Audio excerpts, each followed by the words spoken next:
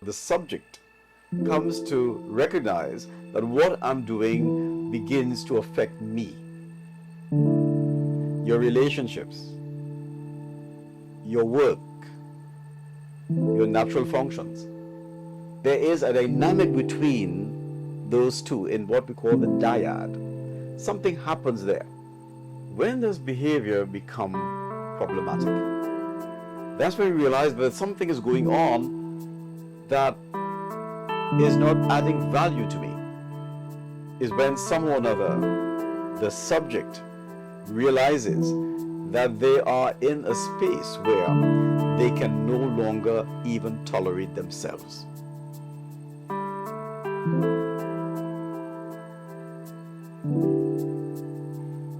How does behavior change, really? You may often hear people saying, I want to be better. What I'm doing is not good for me. But yes, we end up doing it again. The psychoanalytic approach to personal and behavioral change delves into the deep recesses of the human mind. To understand the underlying psychological processes that drive our thoughts, that drive our emotions, and our actions, has to be brought center stage, because one cannot dissolve the other. Together, they need to be interrogated by thoughts, emotions, and actions. The approach then focuses on exploring the unconscious mind, childhood experiences, and the dynamic interplay between conscious and unconscious motivations. The individual or the subject can gain insight into their behavior and ultimately achieve transformative change. What is very interesting is that certainly in psychoanalytic spaces, we do not speak about just giving people systems or tools for changing behavior, because we know that these are slightly cognitive, and because they're cognitive, they may not stay, because the inner person, the undercurrent, the underbelly, the unconscious is not at all brought into the picture. So we speak of drives, we speak of seeking enjoyment, and we speak about demand. So drives, the seeking of enjoyment, and demand. The balance or conflict between these components can lead to distress. The balance can also lead to maladaptive actions or behaviors. The thing is, the aim of the psychoanalytic process is to bring to light these unconscious motivations. And again, as I said previously, it is only brought forth by your speaking, fostering that self-awareness. By speaking, you begin to realize where you are, what's happening with you, providing the individual with an opportunity to reevaluate as well as to reinterpret their past. One of the things I know that therapies can be blamed for is that it is often labeled being stuck in the past. But it is not really that. You see, in the unconscious life, there is no past. There is only now. So your unconscious life does not reach back and say, well, that is in 1980. Because the emotions are immediate. There's no time in your unconscious life. No time. There's only now. It is for that reason you may find yourself in an embarrassing situation, And you will react exactly as you would have reacted when you were 10 years old, given the same dynamics. There's no time. So the ways in which one engages in behavioral change is, first of all, to start with, why am I doing what I'm doing? Why is it that I have no control over my rage, the things I say, the things I do? Why is it that I can lock myself away and secretly indulge in an addictive behavior? Why? And maybe there's no answer to that, or you cannot answer it, because honestly, you don't know. It is quite unfortunate when we sometimes say to people, you are doing this and you're an adult and you don't know, and we get rough with them. But really, they don't know. They really don't. Because it's coming from a deep unconscious place, which they have no control over. That is not an excuse. I'm just stating the truth. Because, as I said, when things escape repression, they spill. They say whatever, they do whatever. A critical component to behavioral change is what is called in psychoanalysis transference. And most modalities of the field of the mental speaks of transference. The unconscious transfers feelings, attitudes toward significant figures from their past onto people in their present life. That's transference.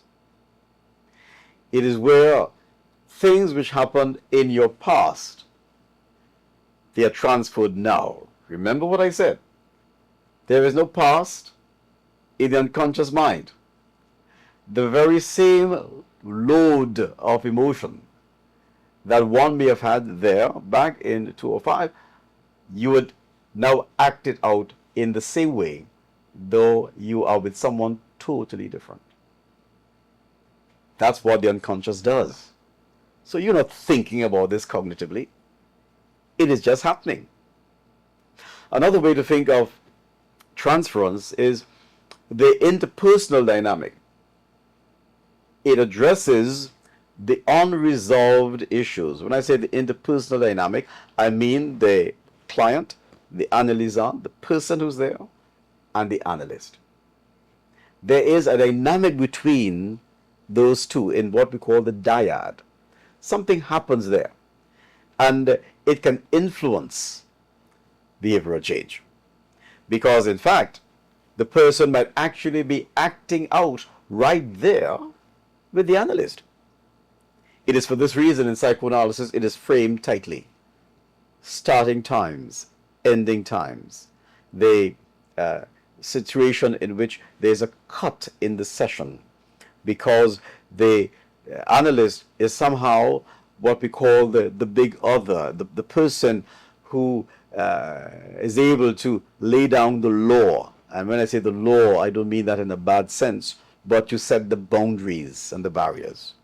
All this would happen in the therapeutic relationship. So the behavioral change happens. The individuals can release then pent-up emotions. They can release the rage, you might say, and in that way gain clarity about their feelings. They can gain clarity about their thoughts and that which contributes to the behavior. The change that happens by the awareness of what am I doing when I'm doing it? What's going on here while I do this?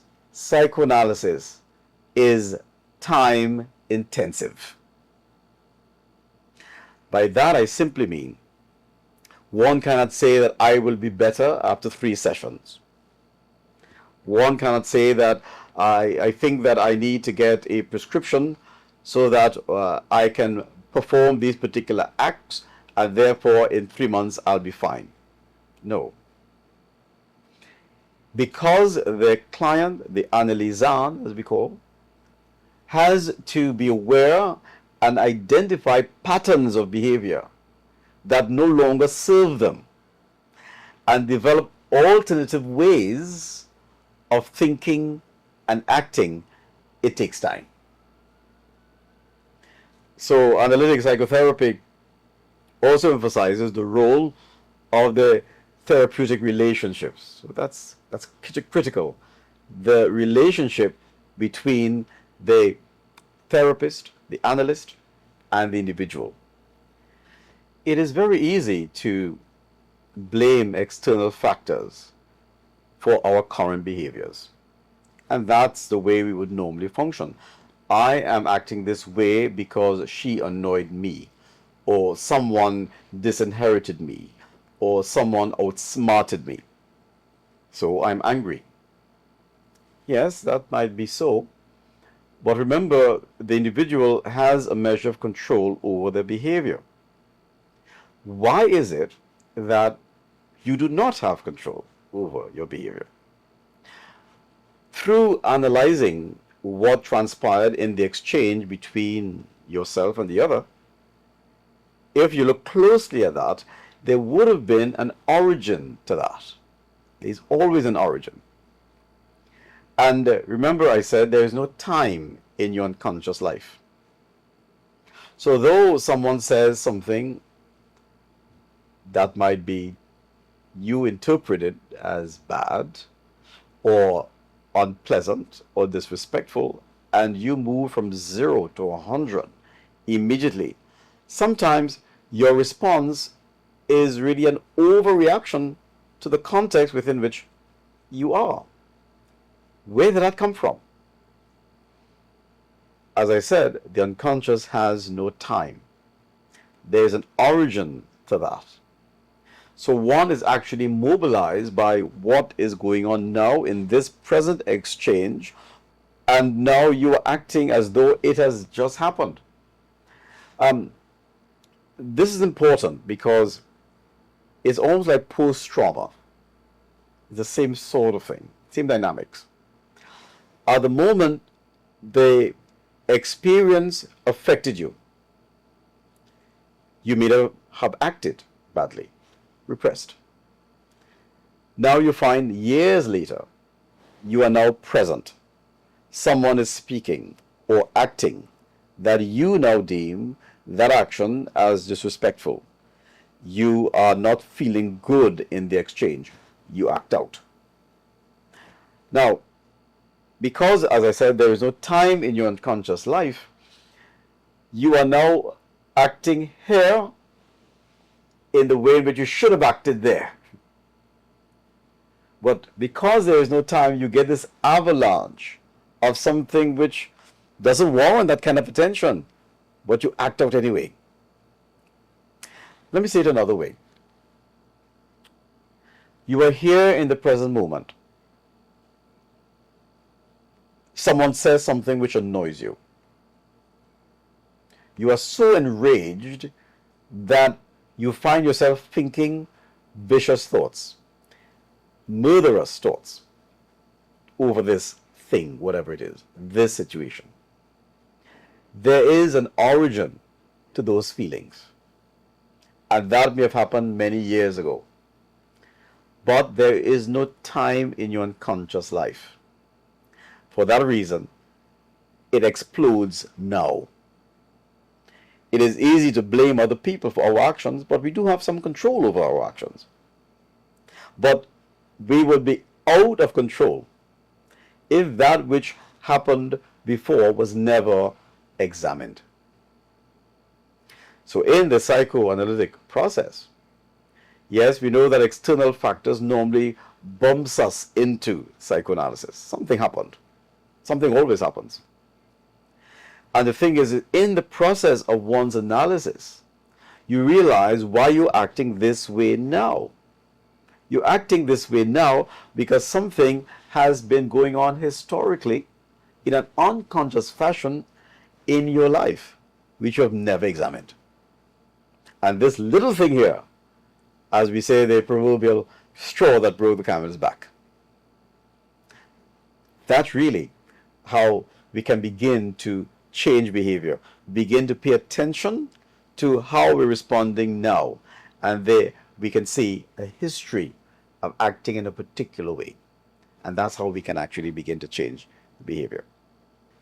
The psychoanalytic approach then to personal and behavioral change offers a profound journey into the depth of the human psyche. By examining the unconscious mind, childhood experiences, and the interplay of conscious and unconscious motivations, the individual, the subject, can gain insight into the root cause of what is taking place for them, the causes of their behaviors. The therapeutic relationship serves as a crucial catalyst, you might say, for change, providing a supportive environment in which the subject can explore their thoughts and their feelings. Potential for deep and lasting transformation is possible at that stage. Remember, it takes time. These things never happen very quickly. It would have taken years for the development of these behaviors to finally come to a place where they are no longer tolerable. And sometimes one has to reach the point where things are intolerable before change actually happens. A powerful tool for seeking understanding and change becomes the ways in which we interrogate our thoughts and our emotions. And so I simply want to say that the process of behavioral change, remember, there is repression. I mentioned that before. But I also like to say there was something called sublimation. And that is simply where we come to realize that we channel unacceptable impulses into socially acceptable outlets. So there are ways in which we begin to find things, okay, that might be productive. And that's sublimation, where you can now find something that you can now use to help you. Something which is creative, something that is life-giving. Because after repression, it means one sees the outbursts. You see how destructive one can be. And sublimation becomes a very creative way in which now one can re-channel energies and focus. Now there's also regression, because we can reverse and not go to behavioral change. We can revert. It's very sad actually when we revert to earlier stages of development, as a response to stress. For example, let's think of it in the organizational setting. Things are happening in the organizational space. You're not happy with it. Instead of speaking, instead of acting, the individual regresses. You stay out of it. And you know it's affecting you. But you revert to an earlier stage in your own psychical life for psychological safety. How does one get out of that? Firstly, it is to speak it. How do I find the space to say, what is happening to me is affecting me gravely? How can I find the confidence to speak those words to someone? It has to be from a point of fundamental trust. I have to really trust you to speak to you about something that is so personal. Behavioral change often involves managing the dynamic tension between these components, conflicting demands. When does behavior become problematic? One might be on a course of action and you're doing this particular thing over and over again. It may cause great pain to others, but the actor is completely oblivious to it. You press forward. The awareness that behavior is problematic sometimes show itself in the disrupting of life. When the actor comes, or the subject comes to recognize that what I'm doing begins to affect me, your relationships, your work, your natural functions, it is only then that there is a pause imminent. When no longer, for example, I can rise at my normal time and be productive in the society, in my job. That's when we realize that something is going on that is not adding value to me. Because behavior is a defense against something. That may sound like a strange phrase. We act in particular ways, and this can ward off what the real issue is. The person who might be quarreling all the time, throwing tantrums, that is a defense against something. Sometimes they want no one to get close to them. Sometimes they do not want to reveal who they really are. So they act in that way to ensure that no one gets close. How does behavior become problematic? Is when somehow or another the subject realizes that they are in a space where they can no longer even tolerate themselves. That's where one begins to look for avenues for self-improvement.